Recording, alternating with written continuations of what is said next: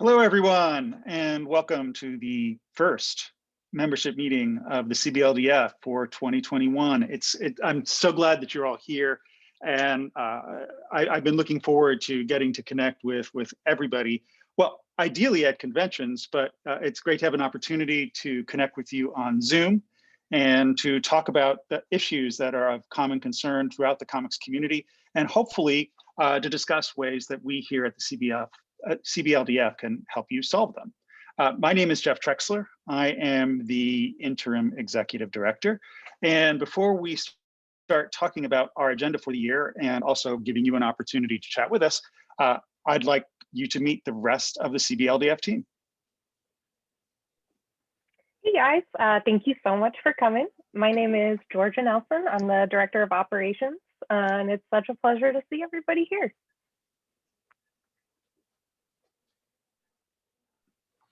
Hi, everyone. My name is Jordan Smith. I'm the editorial coordinator for CBLDF. My background is in proofreading, fact-checking, and copy editing. Started out in theater, working as a literary manager, working in new play development. I spent a couple of years working for a small press horror publisher. And I was really excited last year, February 2020, to come on to the CBLDF staff as an assistant editor. But yeah, thanks for coming today. And I'm Karen Evans. I'm the education coordinator here at CBLDF. I joined in March of 2020. Very excited to join this creative group of people and support the comics community. My background is in teaching and admin for about 15 years total there, and I've done a lot of ed consulting work. I also co-create the comic strip Luann with my dad. So the comics world means a lot to me, and I'm so excited to chat with all of you today.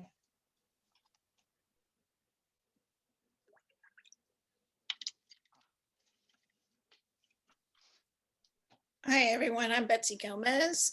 Some of y'all might know me as the former editorial director for Comic Book Legal Defense Fund. I've actually been volunteering with the fund since 1998, so I've been here forever. And I'm now functioning as an education consultant and also helping with our coalition efforts. Before we move on, I actually want to give a shout out to one of our absentee employees, Nick Shingara, who you probably have seen at our convention booth. He's our convention manager. He joined the organization in 2016 as our auctions manager. He's been working on fundraising for us ever since. He's an awesome dude who runs our eBay store and runs our convention booths. And he's probably helped you find a book if you've been by the booth anytime soon in the past 5 years. He's a 20-year veteran of the comic book and pop culture retail world. And he came to us from New York's famous St. Mark's Comics, where he was a general manager for the better part of a decade. So Nick is an awesome dude, and shout out to Nick if he's out there listening. So again, we're so glad to have you all here. We wanted to give you a little bit of an idea what to expect. So I wanted to highlight our agenda and some of our norms here for participating today. We'll be sharing with you how and why we serve your needs, our community.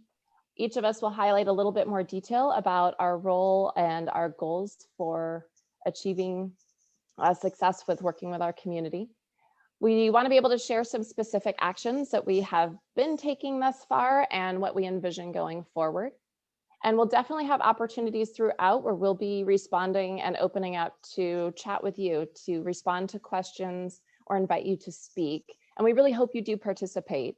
So there is a Q&A feature here that you can be typing any questions. You can also upvote if you see a question that you like and you want to have that upvote. We'll answer as many of those as we're able to. We'll also be inviting you to join if you'd like to use your microphone to speak up. We do want to let you know this is being recorded and it will be posted up to the CBLDF website, so folks who couldn't make it today can still benefit from this conversation. And that does include the comments will be recorded as part of it, so be aware of that. And to ensure this is a safe space for everyone, we just ask, please be mindful in your written or spoken comments so that everyone feels this is a good place to participate. And again, thanks for joining us. Excellent, thank you. And thank you all for the introductions, and also Karen for laying out the rules of the game. You know, we're all about law here. So it's good to have the rules out from the start. I'm a lawyer. For those of you who don't know me, I am an attorney. I went to Yale Law School. I've been working in the nonprofit space, as we call it, since, well, it's the reason why I went to law school. I'm also a lifelong comics reader. Did some buying and selling back a while ago, and have been writing on comics and the law since 2005, when I started writing on the Siegel case. And I've written on the Kirby case and a number of other things. And one of the things that's impressed me about the CBLDF, as somebody who comes from working in the nonprofit arena, is the way it formed and the way it's been able to continue working since its founding. A lot of organizations can start in a number of different ways, but you can really divide them into two. One is you have one person who comes up with an idea and then they build an organization around them. And there are a number of successful organizations like that. Another kind of organization, though, and one that I really love working with, is an organization where you have an entire community coming together to solve common problems. And then when they realize that they can work more effectively by joining together, they form an organization, and then the organization continues that work. Those organizations, when they're well built to start, they can last for a long time, and they can continue to develop as the community changes, as the culture changes, as society changes, and as there are new and evolving legal challenges. And that's the case with the CBLDF. Started in 1986. Some of you may know the story, and we can talk about that. Hopefully in a future event, we can talk about more about the evolution. But a lot has happened since 1986. In 1986, and one of the chief challenges that everybody came together to join was a First Amendment challenge. You had people who were selling magazines that some people in some city officials considered to be, and town officials considered to be, obscene. You know, work like heavy metal, which, as hard as it may sound, may be to believe now, you know, you could have somebody in 1986 arrested for selling a copy of heavy metal and face jail time. And so, you know, comics community comes together and helps people avoid prison time to the best of their ability. And has also got together to help a number of other questions with respect to access to the comic books and other comics related periodicals, publications. So you can see in our current mission statement, it heavily reflects the conditions in which the CBLDF was founded. So it talks about constitutional rights, speech and press, discrimination by authorities, public's access to comic books, key values. As things have changed over the years, as society has grown, there have been new challenges facing the comics community, and some of the challenges have evolved. So for example, free expression. Free expression, say 30 years ago, 40 years ago, we're thinking about people getting arrested. We're thinking about Congress getting in and possibly banning comic books, or the enactment of a comics code. Now we have some very interesting challenges, say, from social media regulation, AI, machine learning, algorithmically screening out stores and creators from search results, from access to their bank accounts, closing stores. We have an entirely new generation of creators, where, for those of you who were around in the 1980s, you had some small presses, and if you were a number of people writing, you know, small zines and mini comics, now individuals can create effectively their own publishing houses, their own lines of comics, and you can distribute your comic nationwide with the push of a button, and so on. Fandom, a number of challenges. You have people getting into cosplay, people writing fan fiction, people trying to participate in comics in their own way, even if they're not creating their own book. And all along the way, whether you're a retailer, whether you're a creator, whether you're a fan, whether you're a licensor, licensee, there are a number of challenges you may face legally, or just in terms of informal regulation, normative regulation outside of the law itself. As these new challenges have arisen, however, there's been a concern, and I've heard this from talking with a number of you over the past few months. There was a bit of uncertainty as to what the CBLDF could do with respect to the new challenges. because people had conceived of the CBLDF in terms of, primarily in terms of, or solely in terms of First Amendment and obscenity, and they were wondering what we could do with respect to other issues. Now, as a lawyer and as somebody who's worked with a range of issues for several decades, I looked at our mission statement and I realized with things like constitutional rights, access to comic books, concern with free expression, concern with discrimination by authorities, there is a lot of ground here for us to do the sort of things that are needed to be done in order to help you. We could be doing a lot more. And I wrote a statement about this on the CBLDF website, a post called Mission What's Possible, where I talk about how contract rights are constitutional rights and IP rights are constitutional rights. And there's much more we could have written about how the CBLDF could be helping you within its current mission. But to make things clear, because I know that not everybody's a legal scholar and understands sort of the relationship between some day-to-day concerns of the comics community and broad concepts like constitutional rights or access, we've been working on revising the mission, restating it, not changing it, but just making it clear, more clear, making more clear the sort of things that we can do. So for example, if you take a look at the slide, we've been focusing on 4 key areas. One is how we can better educate the public on legal and ethical matters. And this is a broad charge. So we can talk about, as we've been doing some on the website and some on panels, yes, we can talk about censorship, we can talk about First Amendment, we can talk about other normative challenges that we're seeing now with forms of regulation, particularly geared at ethics and content regulation in the comics space. Protecting the rights of the comics arts community. This is a big one. We are going to continue our commitment to the First Amendment. We are going to continue our commitment to free expression. Unwavering, strong, we're going to be honoring everything we've been doing in the past and bringing it into a new generation of concerns. We also want to make it clear to everybody that we're here to help in other ways as well. If you are your creator, and you have questions about your contracts, you have questions about intellectual property, you have questions about trade. The first time I ever attended a CBLDF meeting, which was back in the 90s, it was on taxes, it was on sales tax. You know, those sort of issues, legal issues that touch everybody in comics. We are going to be here to help you with those, either by giving you a referral and maybe even, depending on the case, also getting directly involved. And we'll have a lot more to say over the next few months on how we're going to be able to do that. Fostering respect for free expression in the comics arts. This is something we're doing both by getting involved in legal cases, but also our extensive educational work. Because what we believe here at the CBLDF in terms of protecting comics and the comic arts, if you're going to be furthering free expression, you don't only have to play defense. It's possible to help train a new generation, to train a generation of teachers, librarians, students, that comics matter, that comics are important. And this is something that can help both in school, but also in terms of the retailer community and the creator community, as more and more people have respect for comic arts as a respectable and vital medium. And also collaborating with other organizations.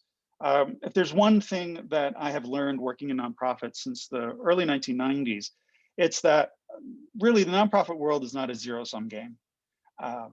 The success of one organization is strengthened by working with many organizations, and the more you help other organizations, the more you help yourself.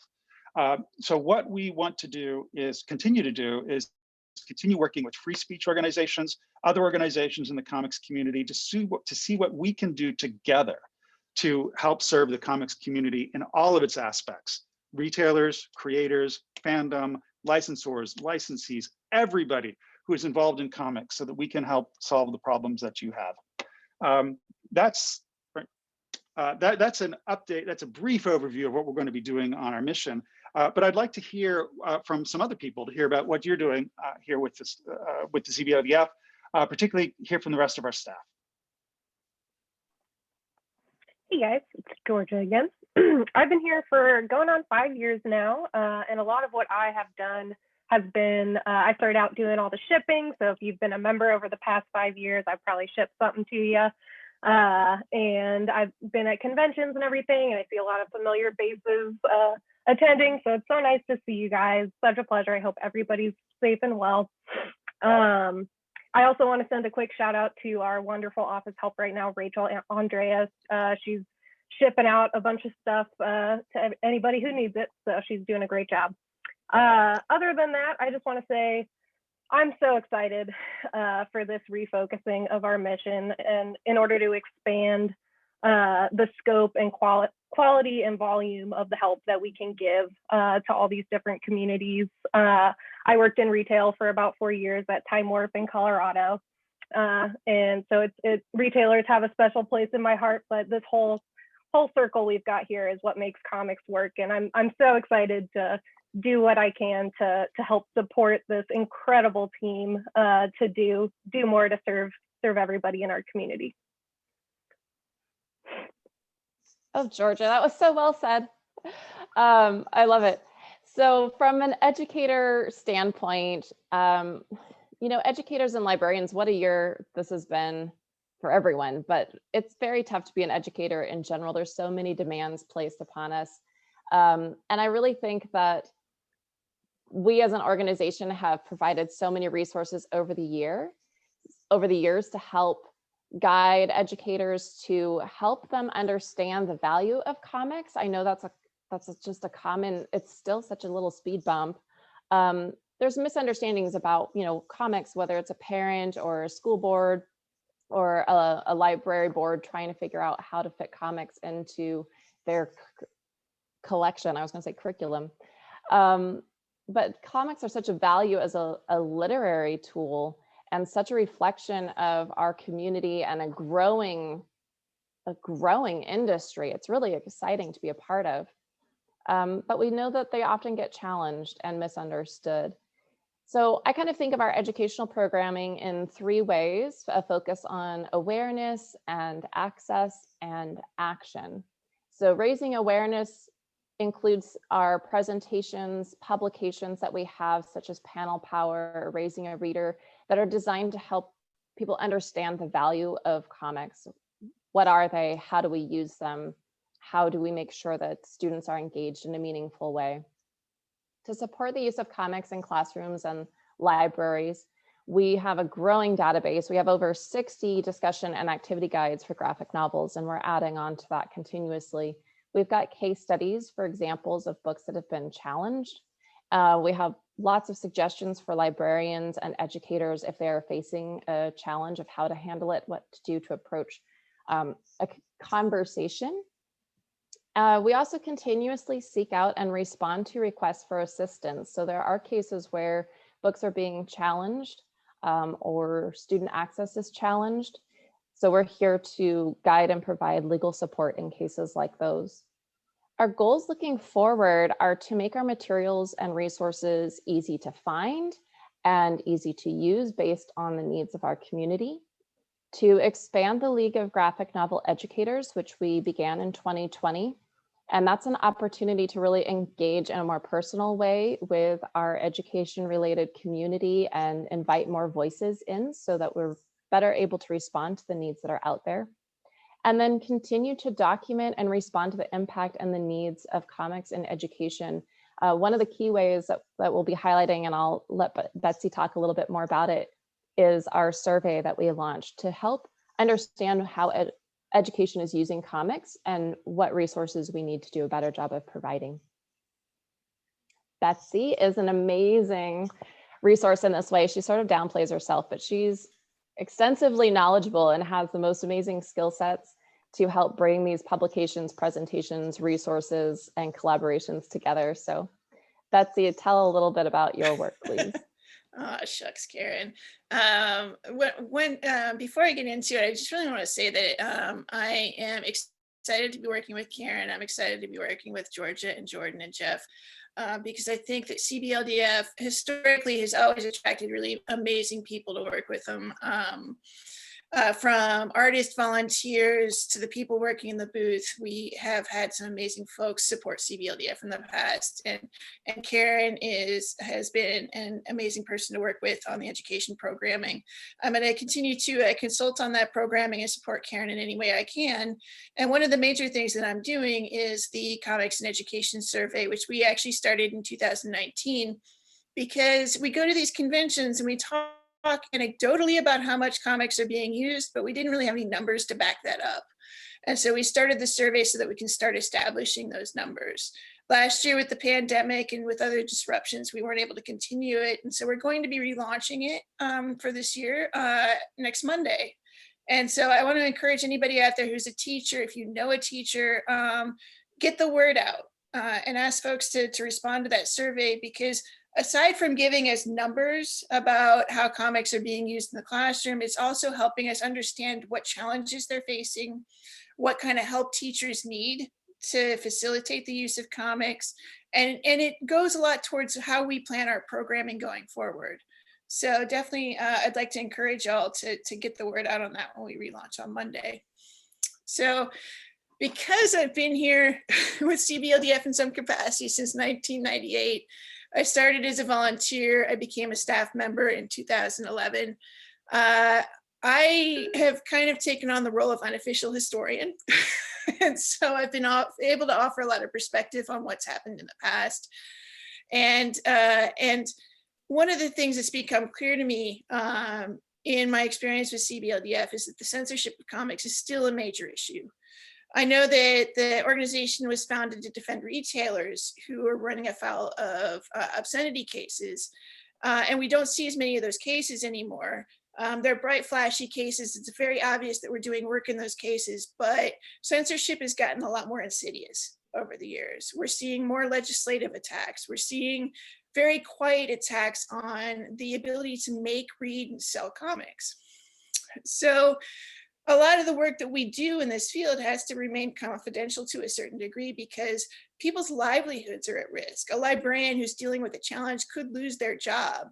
And so it doesn't seem as obvious that we're working, but we are definitely working. In fact, there is probably more work than we can handle, which is part of the reason developing our coalition relationships has become so important to me in particular. So with our coalition work, we support organizations like the Media Coalition, the Kids Right to Read Project, the Banned Books Week Coalition. We also partner with the National Coalition Against Censorship, the American Library Association, the Freedom to Read Foundation, the Free Expression Network. These coalitions make it possible for us to do the work that needs to be done to protect comics. Kind of an example of some of the coalition work we're doing right now is we're monitoring potential legislation in several states that would redefine harmful to minors in such a way that just the mere mention of sex, underage sex, would lead to criminal penalties against librarians and educators. So that means that comics like, it also includes LGBTQ content. And that means comics like Raina Telgemeier's Drama, Fun Home, Maya Kobabe's Genderqueer, This One Summer by Jillian and Mariko Tamaki, any number of superhero titles could lead to criminal charges against any librarian or educator who shares these with younger readers. And that's the type of work we do in the coalitions is watching for this type of legislation that could harm us. So I'm gonna hand it off to Jordan, who has the responsibility to help keep you all informed about some of these cases and some of this work that we're doing. Jordan, you wanna take it away? Yes, excellent. Thank you so much. Yeah, so I have been working on coordinating, planning, writing, and copy editing some of the work that you see on the blog and some of the work that we boost out on social media. And moving forward, the way that I'm looking at things is I have things kind of in two categories. There's support, and then there's also content. When it comes to support, for me, I think about that as helping the website, helping support Betsy and Karen, basically like put up the resources that we have. What that means is making sure that it is easier to find, it is readily accessible. And we have a lot of different resources for a lot of the different categories of people that we serve. And so making sure that if you're coming to the website for a specific resource or type of information, you'll be able to find that and not have a lot of the extra noise. So really, I'm going to be working in a support role to try to make sure that is running smoothly. And yeah, and then as far as content goes, CBLDF, they've always had a lot of really good coverage of censorship issues, First Amendment, freedom of speech. And we're still going to continue having that sort of content. But because we are sort of broadening our scope and broadening the folks that we're able to help, that's going to be reflected in a lot of our posts as well. We're going to be covering more things with like licensing, IP, contracts. We're going to have con updates, con reports of, you know, the types of panels at cons that are applicable to what CBLDF covers. And also, I'm really looking forward to, I really love learning. If I could be a perpetual student, that's what I would do. I would just be in school all the time. And what I'm really hoping with the blog is sort of getting across some of that excitement that I get from learning things. And so I've started doing a couple of posts, like what I'm reading, where I'm going, and these are going to be posts where it's what I'm reading and where I'm going, and how what I encounter in the comics community is relating to some of the subjects that the CBLDF covers and supports. And then lastly, something I'm also really excited about is this year working on creating a network of more guest bloggers and people to write for the site. So we'll be hearing more voices from the community, and we'll be hearing from a variety of people and their concerns in the community. So those are kind of like the two ways I'm thinking about the position, and then also what directions I'm looking forward to going in the next year. So. Yeah, and thanks to all of you, because this is what you've been talking about. It's all very important, and from the free speech work that we're going to continue doing to the internal work that Georgia's been doing in terms of sort of streamlining and increasing transparency in organization, the educational work that Karen and Betsy have been doing. This is all, and Nick's work with conventions has been great to get to know Nick, and Rachel's been incredible as well. You're doing invaluable work for the comics community. And I want to underscore something that Betsy has said with respect to confidentiality. It's an interesting line as somebody who's been working in ethics and nonprofits for a period of time and also been a lawyer for several decades now. When I came on board, I know you're used to getting a number of case reports that the CBLDF, things that the CBLDF has been doing in terms of specific actions. I've done a lot of work with organizations behind the scenes and clients behind the scenes in getting things done. And I found that often negotiating can go a lot more effectively if you do it in an atmosphere of confidentiality, where you're not accusing somebody publicly, but where you can actually work out an arrangement that can benefit, keep the comic, say, in the school, or keep the comic on the stands, keep the comic in a shop, without necessarily publicly attacking the people who are trying to censor it. So striking that balance is something that I've been working on from the beginning. We have been involved in a number of cases behind the scenes, sometimes by doing referrals to attorneys. I've also been working with people individually, doing what I can as, in my capacity, somebody working with the CBLDF. I'm also, like I said, also an attorney, doing what I can to negotiate solutions to challenges that creators, publishers, retailers are facing. If there's any way that we can help you, if you have a crisis, if you have a challenge that you're facing, if you have legal questions, email us, get in touch. We're going to have some things on the website soon, and more formally in terms of getting in touch with us for help. But if you have any concerns now, please do email us, because people are doing that. We have info@cbldf.org. I can be reached directly at jeff.trexler@cbldf.org. And we will do whatever we can to get you the assistance you need with legal challenges and other types of concerns. So we are definitely here to help you. If you have any questions, that is a good time to take a break. If you have any questions right now, please feel free to either raise your hand if you'd like to speak, or if there's anything you'd like to type away and just have us respond to, we'd love to hear your thoughts. And if you don't have any questions, that's fine too. You'll have another chance later on in the presentation. We'll break again. So if you've got anything brewing, you're welcome to share out later. Not too high pressure. Since I don't see any right now, and if anybody has been raising any questions and I've just missed it, please feel free to interrupt. I want to talk a little bit about, since we've been talking about the public programming, I want to talk a bit more about some internal reorganization, just because I know that that's been a concern about the staff. But before I do that, I want to turn it over to the team, because I know that you all have been here over the past few months, much longer than I have. And I just want to hear if any of you have anything you'd like to share on the ethics front before I jump into it. Yeah, I can share. Mm-hmm. So I just want to say that that the staff who are here are, we are fully aware that there's a lot of work that we need to do to make improvements with the organization, to re-envision our mission, to go forward in our kind of in an industry that's very different from when CBLDF was founded.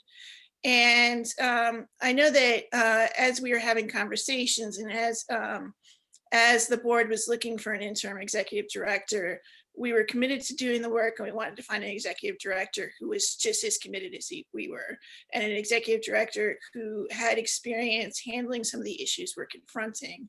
And fortunately, we found the perfect person in Jeff, and we're happy that he's here to help us do the work, and we remain committed to doing that work. So so Jeff, we're very excited to have you here, and we're looking forward to what CBLDF becomes. I think we're going to be a stronger, more efficient, more effective organization. Right. Thanks. Any other thoughts before I jump in? Because I don't want to monopolize the ethics conversation. I support what Betsy said, and this is a great group of people. I'm one of the newer members on board, but it's an incredibly dedicated and experienced group of people, and Jeff joining has helped bring kind of some leadership and expertise that helped us envision what we could be doing, and not just the vision of it, but actual steps to make it happen. It's been great. So having good leadership and a good team to work with makes me feel really optimistic about the kind of work we can achieve. Well, thanks for the vote of confidence. I just saw a question come over there, a couple of questions, and I know one I think Georgia can answer. I want to talk about, so I'll pass that over after we have the ethics conversation. One that's directly related to what we're doing sort of as our identity is, the question is, how broadly does the CBLDF define comics? Does the work of cartoonists generally qualify for consideration? For example, those producing popular web-based strips on a daily basis rather than long-form narrative work? That is an excellent question. And one of the first recommendations that I heard from the team when I came on board was thinking about this very question, because when the organization was founded, comic books that was a common term. Everybody was used to comic books. They were something you could find not just in specialty stores, dedicated stores to comics, but you could find them in your local drugstore. You could find them on newsstands. You may not even know what a newsstand is, depending on where you are in life. But when I was a lot younger, newsstands were everywhere, and so everybody knew comic books. And so we've been thinking of it. Definitely, we're in favor of comic books. We're in favor of graphic novels. We've been conceptualizing it in terms of the comic arts more broadly, much like you see if you've been to Comic-Con, you'll see the street signs all throughout San Diego about their Comic-Con's dedication to the comic arts. And so when we're thinking about the people we help, we've been helping editorial cartoonists. I know since I've come on board, we've been helping editorial cartoonists who face censorship, whether it's political, ideological, or whether they've run afoul of certain companies because they integrated certain trademarks into their work. Or you have a cartoonist who is, copyright issues, those things can come into play. We're helping with those. People who are in comics and doing comics expired stuff, and they're running into some trouble on social media. We've done work on that. We're doing a couple projects right now, actually.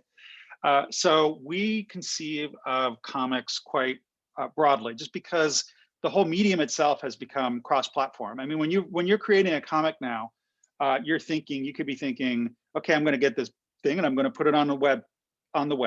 I'm going to create a hard copy. I'm going to sell a digital version of it. I'm going to sell a paper version of it in certain locations, whether through Kickstarter or whether in a comic shop.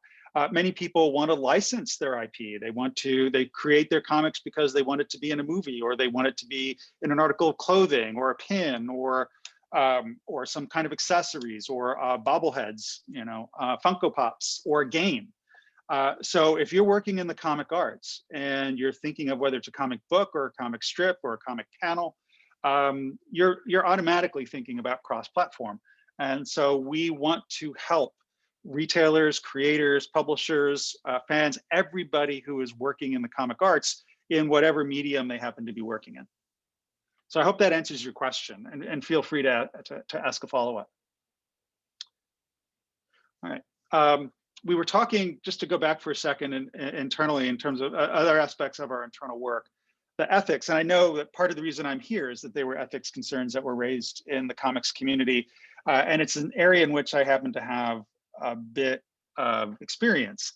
In addition to my nonprofit work, I've also been involved in corporate ethics. I'm a member of an ethics committee of a very prominent fashion company. And I've done a lot of consulting behind the scenes. One of the things that many of you may not know about me is that because it's, except for certain projects with the city of New York, a lot of it's, and in the fashion industry, a lot of it's been behind the scenes. But I've been involved in helping people who bring such sexual harassment complaints since about 2001. I guess 20 years now, and I have worked in those, both in the nonprofit world and the corporate world, and I've also been a part of legal reform, advising governments on and companies how to reform their internal policies, how to change the law, and that's been very rewarding over the past few years. So it's something in which I have experience, and those of you who have raised those concerns, I definitely see where you're coming from, because for a long time, when you've been working in this area, like I've been, if you have a position where you were trying to take solid action against people who were the subject of these complaints, and you wanted to have honest investigations and that sort of thing, you were very much in the minority, and you had a long battle to fight in order to get done what needed to get done to help reform companies, governments, and nonprofits. So if you're concerned in terms of whether you have somebody who is sympathetic to your point of view, you definitely do. It's been something that I've been working in for a while. The same thing in terms of diversification and other ethics concerns. Those of you paying attention, you may have noticed that I called myself the interim director. That was something I insisted on here. Diversification is part of my agenda. It's part of the staff's agenda. And one of the things I said to the board when I was coming on board was, it just didn't make sense to me if I'm going to help diversify the organization to come in and say that I believe I should be here permanently, because what I want us to do is diversify the pool from which we are drawing leadership, and it just didn't make sense for me to want to be here long term if I'm going to be pushing that agenda in terms as the executive director. So that is a big factor in terms of why I'm interim. So we've been getting involved in certain projects in order to help diversify and also to help develop our ethics policies to make them not just up to date, but also a model for other organizations and other companies for the future. One thing that we've already started doing is we are going to be expanding the board. We have a group of people who are dedicated to the CBLDF, currently serving the board of directors. And one of the things we're all on board with, both the current board as well as us as a team, is expanding the number of people we have on the board, drawing from the full range of communities that make up the comics world. So you'll see that soon. And we are going to be having some additional meetings this quarter, and you'll start seeing the first wave of new directors, hopefully by, I would imagine, by March or April. But that will be the first of what I hope will be several waves of new appointees to the board, as well as our advisory board. We're also going to be creating what we call constituency groups. You're going to find one of the things that I love about the CBLDF is there's so many talented people in the organization. We have lawyers, retailers, creators, publishers, every community, licensees, licensors, every community is here. So we want to have an opportunity to learn from you, and also to those of you who want to help others solve their particular issues. We want to give you the chance to do so. So for example, with the lawyers, a group which I know quite well, we want to cultivate a network of lawyers within the CBLDF who are members, non-members, so that we can make it easier to do referrals for pro bono work, as well as those lawyers who are available for paid consultations. So you're going to see that grow very, very soon. We're also creating new ethics policies. And one of the things that I think will be, I hope will be welcome to a number of you in the community is that our ethics policies are going to have that same ethic of participation. One of the things that's frustrated me as somebody who's worked in this area for, like I said, a couple decades now, is that the whole system seems to be designed, and has been designed since the 1970s, to be internal, sort of shut off from people. So you have, when people bring a complaint, the company investigates itself, the company has a judgment, the company takes action. It's all internal, all inward looking, without any real external accountability. So we're going to be creating a mechanism for people in the comics community to actually be involved in the review process. So it's not going to be a situation where, say, if somebody brings a complaint, a concern, that the CBLDF will take action with no explanation, utter silence. You just have to take everything by the word. And that's the way traditionally things have been done in the corporate world, in the nonprofit world, because lawyers tell people not to talk. They want to keep everything secret.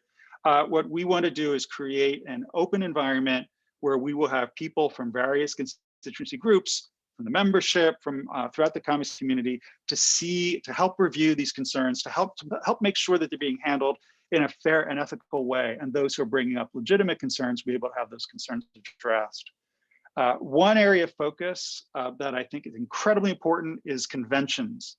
I'll be writing and talking about this more in future events and on the website. But one of the changes that I was a part of bringing about here in New York and have been advocating elsewhere is increasing protection for independent contractors, which really changes the game in terms of legal protections for civil rights in the comics community. It has to be done at a state-by-state level now because federal law only protects employees, but states and localities are filling in the gap. That affects what can and cannot be done at conventions, or how things should be done at conventions in terms of ethics. And I look forward to talking with you more about how we can help create a more ethical environment for everyone in comics, so that everybody can feel safe participating in the industry and be free from harassment, and also have access to the comics community. They know that if they create something, that they're going to be welcome, that they will have an opportunity to succeed. So this is also something which we're working. Convention ethics is very important to all of us here in the team. And another thing, and I'd love to hear input from the community on this. This is something that, again, there's work that's been done behind the scenes, but we want to talk about how this can be done publicly, not just at the CBLDF, but throughout the industry and other industries. And that is victim assistance.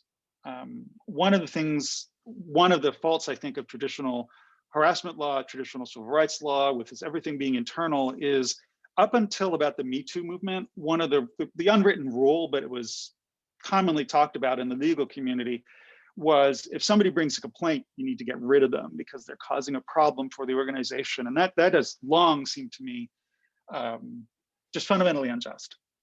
And so there are a number of people out there who have been courageous and brought complaints in organizations around the country. And a number of you do business with those companies on a day-to-day basis without knowing this. There are people who've been very, very courageous to bring complaints, and they've run into this buzzsaw. What we can do to make that process better for people who are bringing complaints, who have legitimate concerns, who are whistleblowers, is very important to me. We're developing a mechanism here within the CBLDF. It's going to rely heavily on reporting and accountability in terms of how these things are handled.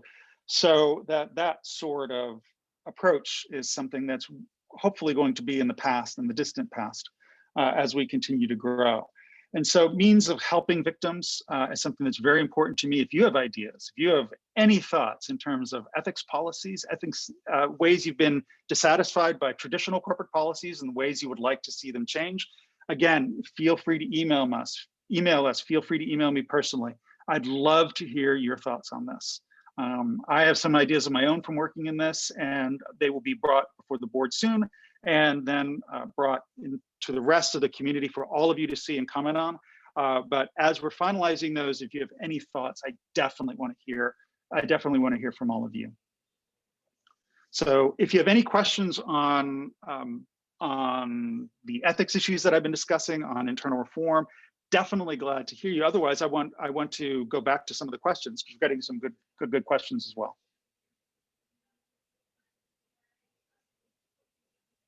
I see that Karen's going to answer one, so I'll let you jump in. Awesome, thank you.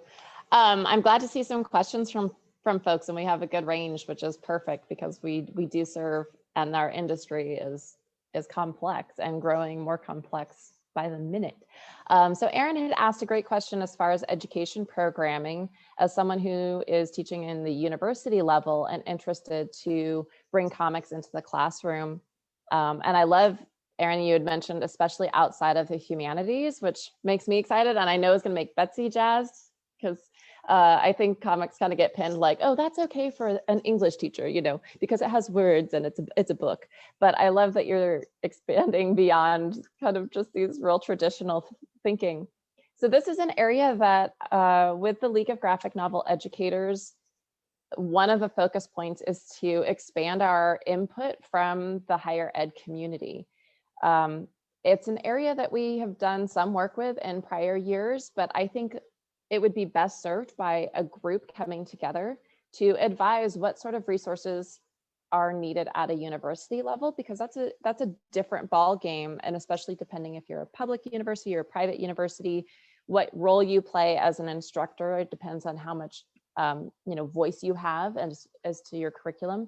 So I'm telling you now that that's been a topic for the last year. Obviously, with pandemic, it's been challenging, but that's something to revisit in 2021, is calling together some university input, some higher ed input, so that we can make sure we're responding to your specific needs and expanding both on some of the resources we have and developing new resources that are, custom to that classroom environment.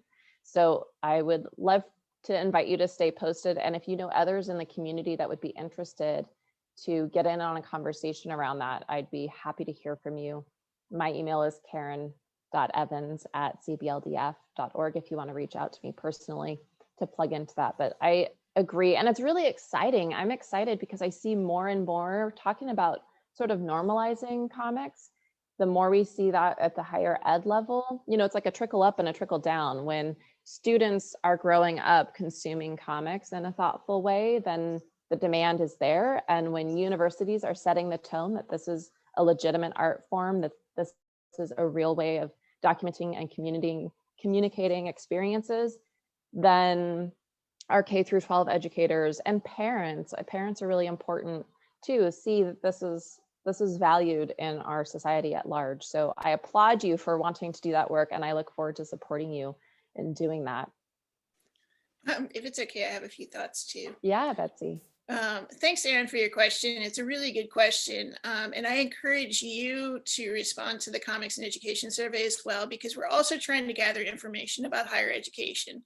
We're not looking just at pre-K through 12, we're looking across the spectrum. And I know, and I do appreciate your comment of outside the humanities, because my background is actually in biology.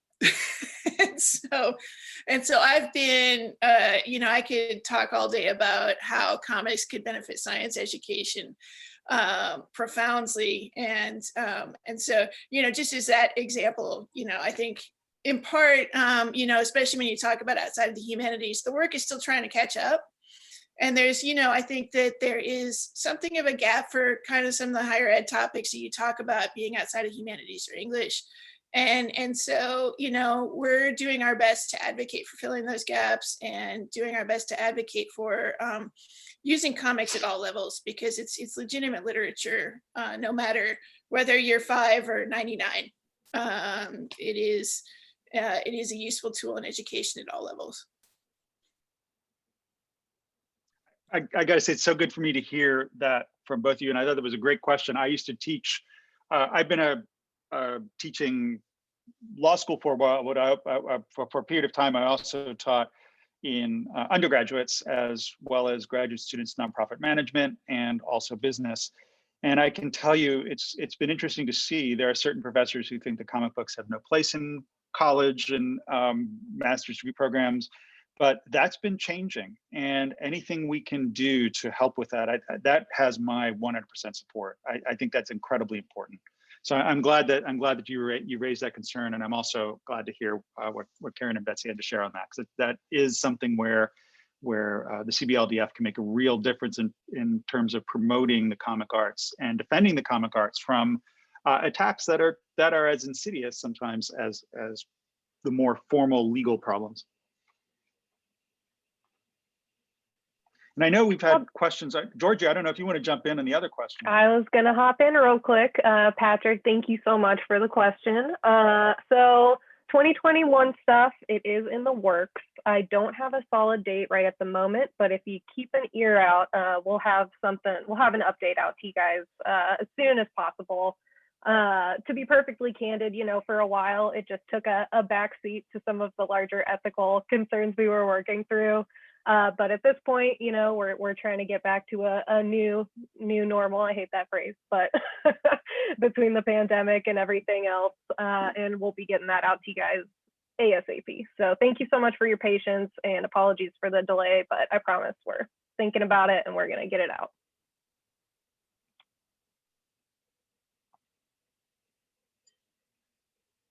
Any other questions? Either anything you want to type in the Q&A, or if anybody has anything they'd like to say.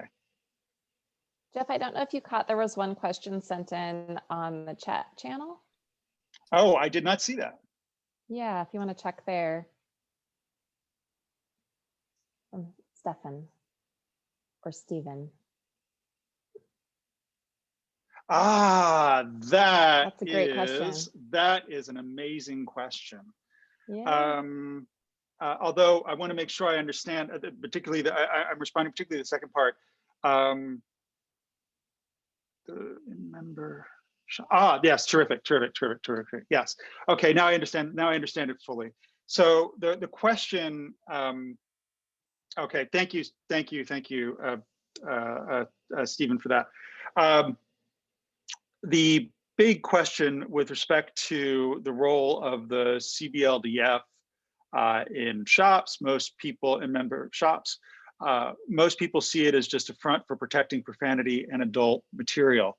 This is a question that is near and dear to my heart, because back when I was writing more regularly for The Beat and for the Comics Journal, and also and for Newsarama, I was looking at this very question, and I wrote a while back now saying that it seemed to me that there was a bit of some of it was a bit of strategy, some of it was accidental, but what was happening was that there were people who were positioning the CBLDF effectively.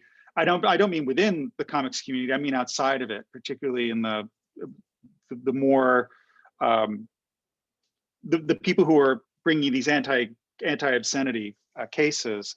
That the effect of the work was essentially to identify the anti-censorship advocates, primarily in terms of protecting pornography, and particularly more problematic types of pornography, that the types of pornography that would make people somewhat queasy to be defending, and that had an effect on the perception of free speech beyond protecting those concerns. So the concern that people seeing it as a front for protecting profanity and adult material is definitely one with which I sympathize, because I could see that happening for a while ago back in the early aughts as well as throughout the teens. So in terms of what we want to do with member shops, yes, okay, we understand that there are still cases that might involve that kind of material. But one of the things I want to talk about more at length in some other writing, and also I think we're just going to have to do a session on this. There are certain areas where the law is pretty clear in that if a case is brought, there's certain types of material where it will be legally impossible to win the case. And I'm somebody, if you've read my work in the Kirby case, for whom the word legally impossible is something where I'm constantly going to be challenging that and looking for a way to win.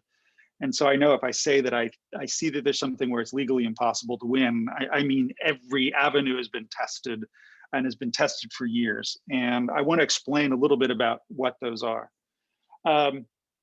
More generally, I think part of what I want to do with respect to I know part of what the team wants to do is show that there are other things we do besides work on obscenity cases and in certain types of pornography cases. Betsy was getting that earlier. There are a number of, when you see, there are a number of cases out there right now where people are talking about sexually explicit material or obscene material. There's some of it, the sort of thing you're talking about, but I've seen cases, both public and private, where they're talking about Raina Telgemeier books as obscene, or they're talking about the Diary of Anne Frank as obscene, or they're talking about Slaughterhouse-Five as obscene, the new graphic novel, where you can where it's not the sort of thing where you're just offending profanity and you're just offending obscenity for obscenity's sake, but there are people using this terminology to shut down the exchange of ideas and shut down comics as a vehicle for the exchange of ideas. So to the extent that we can help in that, I think it's something that we definitely want to do. And there's also work that we've been doing, again, largely behind the scenes, and that has been my very deliberate decision as we've been here. Hello, did I lose everybody? My screen just went black. Hello? Okay. I just want to make sure I'm still on. There's a number of things that we're doing that have no relation to obscenity at all. Some of it has to do with, I just sent off a long email yesterday advising someone on a contract. There's work we've been doing helping people develop their intellectual property, put their businesses together, deal with hassle staying on social media. I don't know if you've been familiar with what's been happening in the AI realm, but there are retailers, particularly talking about member shops. How many of you, I'm not talking to you personally, it's not like a class, I'm sorry. But some of you may be familiar with what's been going on in terms of screening retailers for access to banks and access to online stores. And for example, Airbnb patented machine learning algorithm, whole process, where to determine whether people can do business with it, they'll be looking at whether you have a trace on social media of something that can be deemed sexually explicit, whether you could do something that can be deemed as having a problematic opinion or something that people are criticizing. They can search your social media, and if social media has done anything to raise a concern about you, they will screen you from being able to rent a place or put your place on the marketplace for other people to rent. Well, the same thing's going on in banks. It's going on in online shops, where you could wake up one morning and because you sell a book, say, for example, that has controversial LGBTQ content or talks about other social issues in a way that other people have disagreed with, you could find yourself blocked from your bank account, from your PayPal money, from your Patreon money, from being able to sell. And so those are things where we want to help. And that goes beyond just simply protecting profanity and protecting sexually explicit material just for the sake of being sexually explicit. This is about work that is artistic, it's work that's creative, it's work that's contentful, but it happens to be controversial, or it just happens to be something that an algorithm looks like and doesn't like. I mean, I know a number of people, creators, and had to talk to some of these creators. I know a number of creators who put their art on Facebook, and then they lose their accounts on Facebook because the algorithm looks at the Facebook and believes that the work, even if it is not sexually explicit, somehow violates their terms and conditions just in terms of the way it presents people. We want to help in those. So there's more than what it's more than just protecting profanity. It's more than just protecting sex for sex sake. There's a lot that we've been doing. There's a lot that we're going to do. Distributors, in fact, I want to throw out one other thing for retailers. The retail market's changing. There's hyper concentration in the industry. That's getting harder and harder, particularly since the coronavirus, for small shops to exist. There are a number of legal challenges that have risen connected with the coronavirus. There are a number of legal challenges that are rising as the industry reorganizes, as supply chains reorganize, as distribution chains reorganize. We can be here for you to help you for that. There are a number of things that we can do in terms of strategy, in terms of law, in terms of working through industry standards to help your shop survive as the industry changes.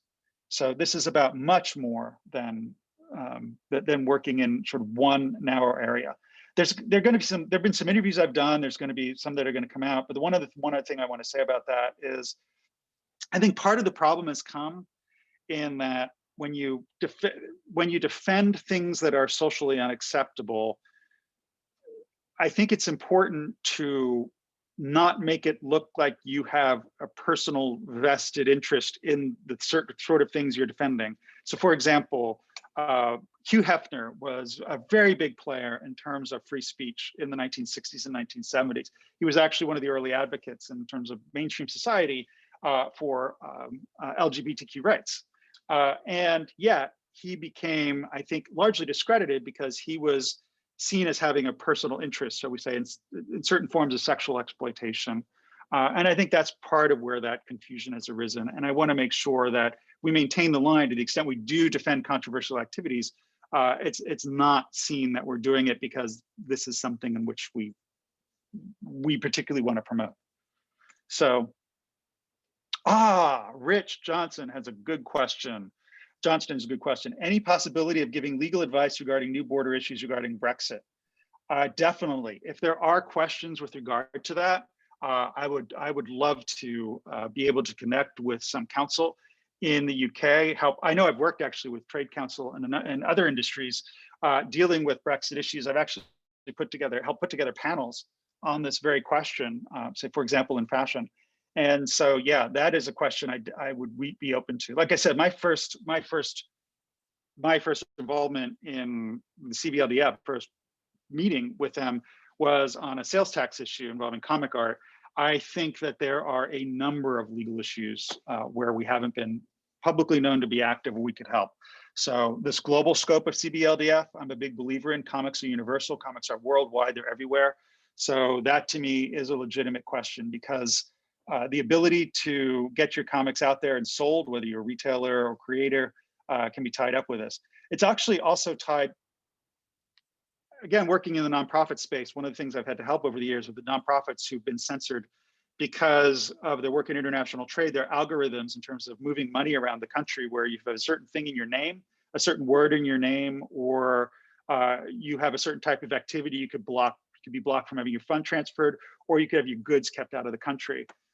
So yeah, great question, Rich. We definitely want to help with that. Other questions? I see there are others here. I see, yes, okay, in terms of artists who lost the account due to a flag, anything we can do for that in the future? I know that's something we've been helping with behind the scenes. Please email. We're glad to help artists who get flagged on Facebook and other social media. I'm reading another question here. Got it. With respect to the idea of refocusing how the CBLDF is perceived, point well taken, and it's definitely something that we want to be working on. We definitely want people to see as an organization that can help the entire comics community on a wide range of issues of concern to them, and also help the comics community as censorship itself evolves. Yeah, I wanted to emphasize on that note, You said earlier, Jeff, a great line about, we're here to help defend. That's in the title of our organization. But one of the things that we've all agreed as a staff, as things have changed, so much more could be accomplished with better kind of proactive work.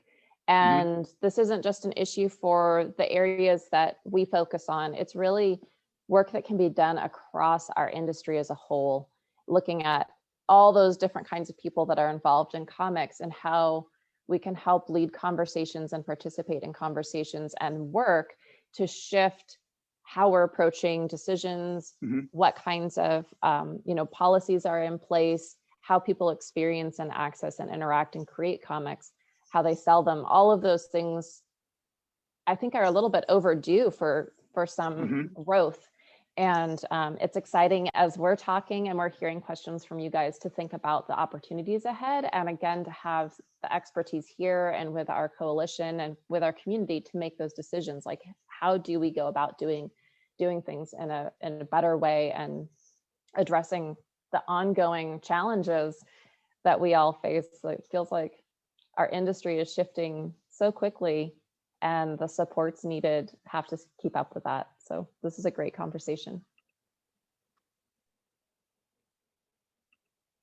All right, if there are no other questions, I want to thank you all for participating in this event and for the thoughtful questions. And I'm sure that some of you have other things you would like to know or would like to help in any other way, or you would like help in any other way. So please give us an email, feedback@cbldf.org, info@cbldf.org.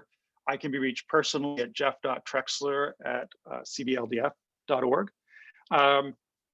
And I think, Karen, I'll throw it out to you. I believe we also have some other events planned. We do. So we're already looking forward to another community conversation, February 25th. We'll be posting more info about it, but we really wanted to focus on some of these conversations around the membership. Who do we serve and how do we go about serving them, and giving some more details on things we already have available, what we have in the works, and inviting input on other ways we can serve going forward.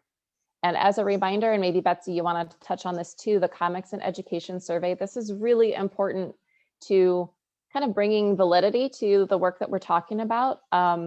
So that relaunches Monday, and we really appreciate any help in sharing that out to educators, librarians, folks in the community that would have insight into how comics are used and where the needs are for additional support. I don't know if Betsy, you want to say a few words more? Yeah, the information we're gathering with the survey is key to how we're going to develop our programs in the future and how we're going to help people understand just how valuable comics are. The more responses we get, the better our data. And I'm looking forward to collecting that data, analyzing it, and coming up with ways CBLDF and the wider comics community can help support our educators in using comics. Because everything we can do to promote their benefit is better for us as an industry. It helps us expand our reach. It helps retailers. It helps creators. Because the education world is huge and there's so much space there for us. And the survey is going to help us find ways into that space. And it would be a benefit to the entire community. So anything you can do to share that survey, we'll be tweeting about it. We'll have it on the website. It'll be open for a few months. And, anybody who responds is eligible. We're going to have a drawing for anyone who responds to get a classroom set of books. So, if you got a teacher who doesn't know where to start with collecting books for their classroom, if they respond to the survey, they have a chance to just get a whole bunch to start with. And I encourage everybody of all levels from pre-K through higher ed to respond to the survey.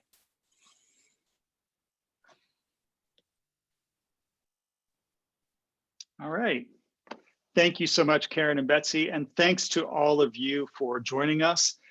We look forward to seeing you again in February 25th. And on February 25th, we're also planning to join conventions once they again resume throughout the year, both in person and online. And we have some other events and educational programs in the works as well. So thank you so much for joining us. And we just had one other question before I do that. Excellent. someone who's very interested in volunteering, and definitely we want you, if you're an attorney and would like to volunteer for us, please do drop us a line. We'll be creating a form soon to put on the website to give you an opportunity to volunteer, and also a form if you need some legal assistance so that you can do that as well. And the members will be getting an update about that as soon as it's up. So thank you all. Thank you all for being part of the CBLDF. Thank you for joining us today. We wish you all the best in everything that you're doing and look forward to seeing you again soon. Happy New Year. Thanks, everybody. Take care. Stay safe. Bye. Thanks.